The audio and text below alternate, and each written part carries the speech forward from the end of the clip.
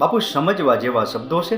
નદીનું પાણી મીઠું હોય છે કારણ કે બીજાને પાણી આપતી રહે છે. દરિયાનું પાણી ખારું હોય છે કારણ કે બીજી નદીઓ પાસેથી પાણી લેતો રહે છે. અને ખાબોચિયાનું પાણી એકદમ ગંધ મારતું હોય છે, નકામું હોય છે કારણ કે એક જગ્યાએ સ્થિર હોય છે. અને આપણી જિંદગીનું પણ કંઈક આવું છે. આપણે જો બીજાને આપતા રહીશું ને તો આપણે બીજાને મીઠા લાગશું. આપણે ફક્ત બીજા પાસેથી લેતા રહીશું ને તો આપણે બીજાને ખારા લાગશું.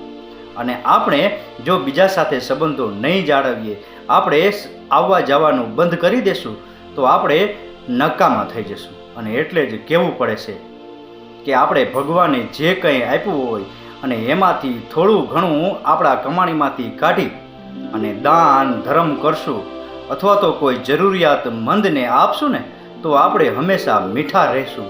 પરંતુ દરિયાની જેમ સંગ્રહ કરશું અને ખાબોચિયાની જેમ જો સ્થિર થઈ જશું ને તો આપણે નકામા થઈ જશું. રાકેશ ગીરીના આ શબ્દો સમજાઈને વંદન. આપનો દિવસ શુભ રહે. મહાદેવ હર.